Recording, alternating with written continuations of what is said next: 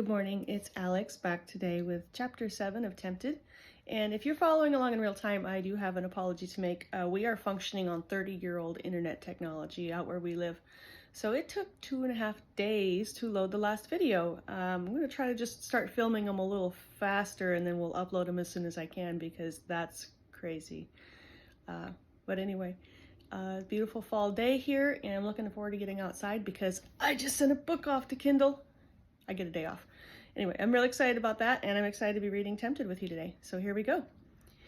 Was Mr. Darcy very much put out? Asked a nervous Jane when Elizabeth retired upstairs. Well, he certainly was, but he is no longer. Elizabeth dropped her gloves on a table and wandered into the sitting room, having no particular object. Jane followed her, coming round to cross into her path. So he accepted your apology. In a manner of speaking. He maintained that my apology was unnecessary, but I could see that it was. Elizabeth walked away from her sister and went to stand beside the tall windows overlooking the gardens. Must have been some apology to last over an hour and a half, Jane said. Or did you have to wait that long for him to come out? I was only waiting for a few moments. The rest of the time we were playing chess. Jane moved deliberately to catch her sister's eye again, for Elizabeth had been gazing out the window. Chess? Chess? With Mr. Darcy? Oh yes, he keeps a table in his study. Jane narrowed her eyes. You did not trounce him, I hope. Trounce Mr. Darcy on his own chessboard? A man who, by his admission, was captain of the chess team at... Oh dear, what was the name of that school? It started with a C. Billy would know. Jane leaned forward. Do you mean he beat you? It was a stalemate, but we have agreed to a rematch. And Jane, I shall never again point fun at Mr. Darcy, no matter how he might frustrate me. Jane lifted a dubious brow. What has he done to merit such special consideration from you? Elizabeth shrugged and turned her eyes to the window again. He might seem sour and fearfully rigid, but that is really only on the surface. I believe I began to see today the man Richard knows, and, I think he was as afraid of me as I was of him. You were afraid of Mr. Darcy? Jane gasped. Why should I not be? Have you looked at the man? He looks like a Greek god. He's rich as Croesus, and he is the one with the power over my circumstances at present. You know how badly I react when I'm not in control, and how should I work upon him? He seemed unassailable, but now I have seen that his armor is really little more than for show. And so since I know now that I can wound him, I'm determined not to. Jane, did you know that poor man has been father and mother to Miss Darcy for better than 5 years already?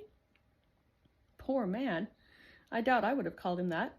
What brought that up so suddenly? I wonder how old he is, Elizabeth continued, ignoring her sister. Richard never said, but I always got the impression that Mr. Darcy was much older, but by the way Richard talked to him. However, now I think he might be younger. Jane opened her mouth in a helpless quest for some reply to her sister's distracted rambling, but the maid knocked on the door. Come in, Elizabeth called out. It was Margaret, who seemed to have been assigned as their maid. Excuse me, Mrs. Fitzwilliam and Miss Bennet. Mr. Darcy asked if you will join his guests for dinner tomorrow evening. I have brought some gowns for you to try. Oh, Elizabeth blinked at Jane, a look filled with surprise. They'd been expecting to remain in their room all the next day, avoiding Mr. Darcy's guest. That is most kind of Mr. Darcy. Please give him our thanks, but there's no need for new gowns. We have a few of our own. Margaret's lip twitched. I beg your pardon, Mrs. Fitzwilliam, but Jenny is bringing the sewing basket.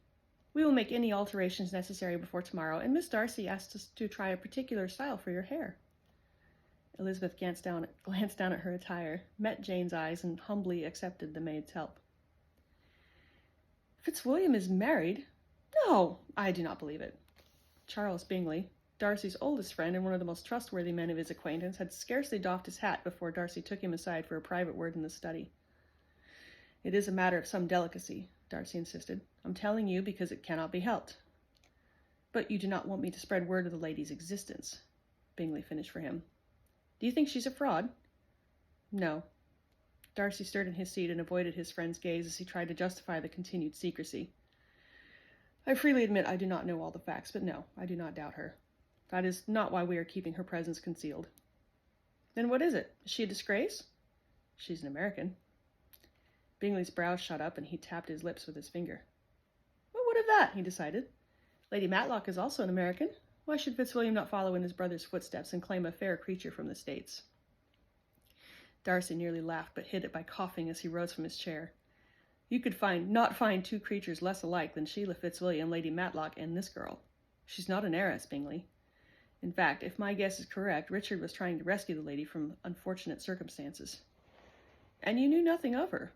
No word at all until she turned up on Matlock's doorstep. Richard said something of her in his letters, but he never let on that he had married. And yes, she came with her sister and a cousin as an escort, and sent a note to Lady Matlock, the dowager, that is, that she desired to meet her. This was just the day after we had the telegram about Richard, and you can imagine how the family viewed that bit of impertinence. She did not mention her relationship to him when she called, only introducing herself as the former Elizabeth Bennet of whom Colonel Fitzwilliam had written. She was probably trying to be delicate, not knowing what the family knew of her, but it sounded to them like a fraud of some kind. After 2 such calls, I took it upon myself to dispatch the pretender, as I saw her, by disclosing the truth of Richard's circumstances. I expected she would put off a sufficiently distraught act, beg for money to see her through until her next protector could be secured, and that would be the end of it. I was not prepared for the reality.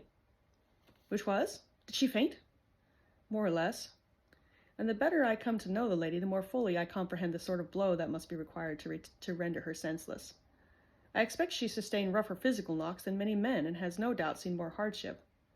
But the news of Richard's disappearance seems to quite undo her. I can only conclude that she genuinely cared for him. Or was depending upon his protection, Bingley suggested. You did say that Fitzwilliam might have been trying to save her from something. Well, and what if he was? What woman of sense does not feel some tenderness towards a man who would exert himself for her? Richard is a good man, so why should some lady not take note of that fact? Do not think me blinded by a woman's tears, for I am quite pragmatic about the matter. She confessed to me that she did not know Richard well before they married, but her reasons for attaching herself to him seemed more honest than many of our own acquaintance. But what shall you do with her? Bingley wondered. What if Fitzwilliam never returns? Will you keep this widow here? Darcy frowned and went to the sideboard to pour them each a drink. Well, he does have some small inheritance to which she would be entitled as his wife, and I do not know yet whether she might be with child. I expect that detail will assert itself in due time. Bingley rose from his seat to accept the glass Darcy handed him. But what I do not understand is all the secrecy about her. So what if Fitzwilliam married? Many soldiers do, and she has a valid license to prove it, then where's the difficulty? Darcy swallowed his drink and tightened his lips. The decision is not mine alone. The Earl asked it to be kept quiet until we could know more of Mrs. Fitzwilliam. I have been observing her personally, so I am more willing to accept it as a fact. My aunt, however, flatly denies that any such alliance could have taken place, and even Reginald has his doubts. I mean to speak with him further when I return to London next week, and perhaps then Mrs. Fitzwilliam be accepted and comforted by Richard's own family. Well, then perhaps I should be asking why I have been let in on the family secret. Why not keep the ladies above stairs and me in the billiards room during my stay? I am leaving again in the morning, so it is not as if you could not have done it. He frowned. Let us say it is a sign of respect, my trust in you and my faith in the lady. I believe she will view it as a sign of acceptance, so I am not yet at liberty to introduce her to society at large. You say that as if you expect difficulties when you do introduce her. Difficulties. That would be putting it mildly. She is... Well, perhaps I should allow you to form your own impressions. The moment Darcy introduced Bingley to his guests, he regretted it. Contrary to his apprehensions, Mrs. Fitzwilliam and Miss Bennet presented themselves well.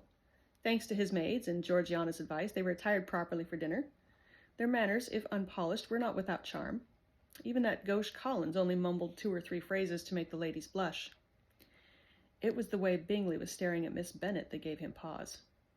Darcy checked his pocket watch once, more out of a restless embarrassment than a need to know the time. Georgiana made him proud when she properly and delicately induced Mr. Collins to escort her to dinner, though all the while he could read the distaste writ over her features.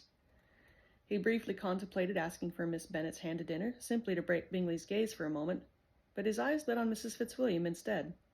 There they remained. She was easy to talk to. Perhaps it was her informal ways, or perhaps it was simply something in her expression. It may have been that hour over the chessboard, one of the most pleasurable games of his life if he were to own it, that had helped him to lower his guard enough to see her as a woman and not a trial. The first course had been laid, and she was looking down now, her brow dimpled ever so slightly as her hand hovered over the silverware, a more formal service than she had yet encountered in his homes. Darcy could not help a smile as her eyes discreetly wandered to his own hand. "Start on the outside," he whispered. She flashed him a look of gratitude and followed his direction. "I say, Miss Bennet," Bingley was postulating from the other end of the table, "Wyoming must be the most beautiful state in the country. Is it quite vast?" Darcy listened as Miss Bennet shyly described such things as his eyes had never witnessed. Rabbits the size of dogs, bears and wolves roaming freely within sight of the town, and native peoples who could still be seen occasionally to practice their ancient ways. He glanced frequently at Mrs. Fitzwilliam as if to verify the truth of her sister's words. She always met his gaze with a look of amusement. Perhaps there remained much he did not know of the lady and the myriad forces that had swayed her life until fate delivered her to his door. That Bingley was enraptured with Miss Bennet needed not a moment for him to determine. His friend spent most of the evening gazing at her the way the Earl's little children adored a sweet treat from the confectioner's. And coffee! Bingley never took coffee after dinner, but when the suggestion arose after the party had adjourned to the drawing-room and Miss Bennet expressed her interest, Bingley was the first to second it. What the devil was Bingley thinking? "Something amiss, Mr. Darcy?" came Mrs. Fitzwilliam's low tones at his side. He started and glanced to his left. "I beg your pardon?" She lowered into a seat near enough to him that they might converse quietly, and looked down at her cup while she spoke.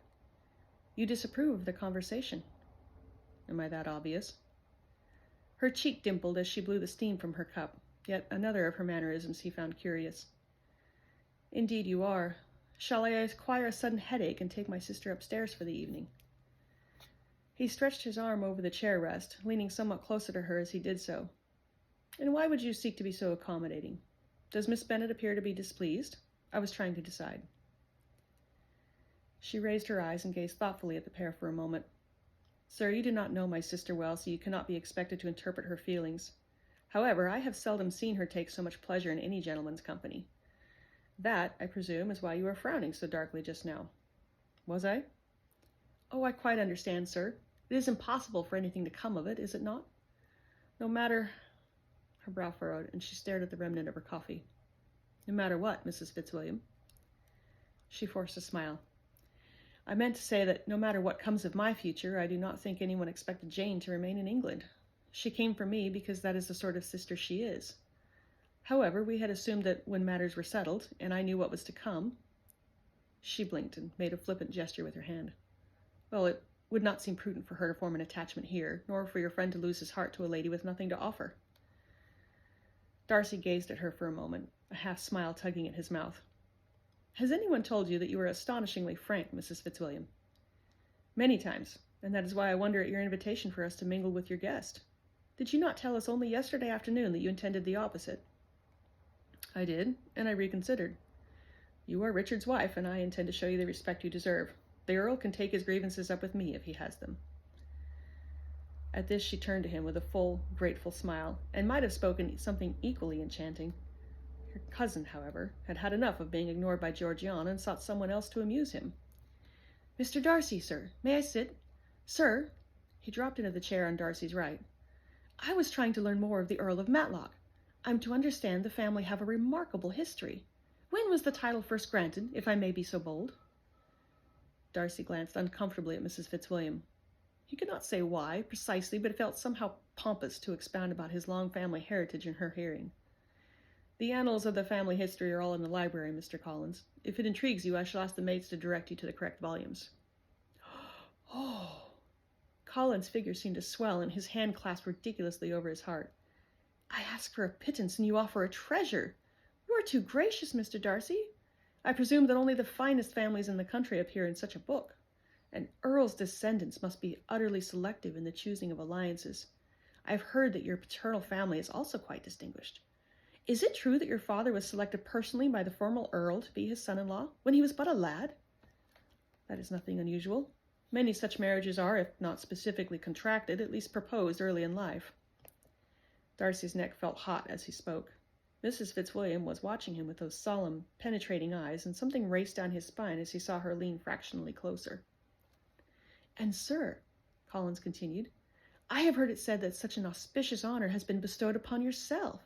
Forgive me if I seem to be impudent, but I am earnestly fascinated. Is it true that you were to lie yourself with yet another of the oldest families in the kingdom?" Darcy wished he could refuse to answer, but to do so, in front of Mrs. Fitzwilliam, would be to revert to the stick she must have thought him to be upon their first acquaintance. But hang it all, to speak of Anne in her hearing, and somehow felt disrespectful to both ladies. He cleared his throat softly and sensed the way Mrs. Fitzwilliam's breathing slowed. There is not an engagement per se, but an understanding of some long duration with a lady of good family, he confessed, glancing self-consciously at Mrs. Fitzwilliam. I think I said before that Richard spoke of her, she answered. Miss Anne? De Bourgh, he finished. Her mother's family had ties to Matlock, and her father was an intimate friend of my own father's. How perfectly suitable, Collins praised him. What a privilege it will be, sir, when you conclude and bring to completion that which was first sought by the generations before you. I dearly hope, Mr. Darcy, that the joyous day is soon to come, and that we may wish you every happiness upon the occasion. Darcy thanked him, more stiffly than he would have liked. Mrs. Fitzwilliam was still watching him with that unsettling gravity about her expression, but when he glanced her way once more, she quickly averted her eyes. I say, Bingley spoke from across the room. Miss Darcy, do you still play the piano as exquisitely as I remember? Darcy glanced at Georgiana, who had been seated closer to Miss Bennet, but still somewhat alone. She had seemed quite content to be left in peace and not forced to converse with anyone, but she answered Bingley readily enough. I'm flattered that you found my playing memorable, Mr. Bingley, and yes, I still play. Bingley flushed with pleasure. Poor fellow, with his red hair and ruddy countenance, every feeling scrolled across his complexion with the clarity of the written word. Miss Bennet, if we can induce Miss Darcy to play for us, would you show me how that dance step is done? Dance step? Darcy asked, more of Mrs. Fitzwilliam than Bingley. She lifted her shoulders. I do not know which she means. We know very few formal dances, as you may think of them. Typically, the figures are called by a prominent gentleman of the assembly, so everyone knows which steps to perform. Permit me, sirs. Collins rose with a flourish and a bow, and then came to stand near Georgiana at the piano. Lizzie, you must dance with Mr. Darcy, because we cannot have just one couple. Oh, I beg your pardon, sir. I trust you are willing. Now, Miss Darcy, will you please play? Let me see. Darcy looked to Mrs. Fitzwilliam, who gestured helplessly, but with a spark in her expression that inspired a mischievous grin of his own. Bingley and Miss Bennet were already taking up a place, in the middle of his Turkish rug, apparently, and his ingrained courtesy would not permit him to refuse. And so he gave his hand to Richard's wife, set his other hand on the smooth curve of her hip, and gazed down into her bewitching eyes as Collins called the steps, and Georgiana rolled out a slow-metered waltz. And that was when he decided to flee to London on the first available train. Uh-oh, Darcy's in trouble. We always like having him in trouble, right? All right, I'm going to see how fast I can get this one loaded for you, and we'll be on to Chapter 8 soon. Bye-bye.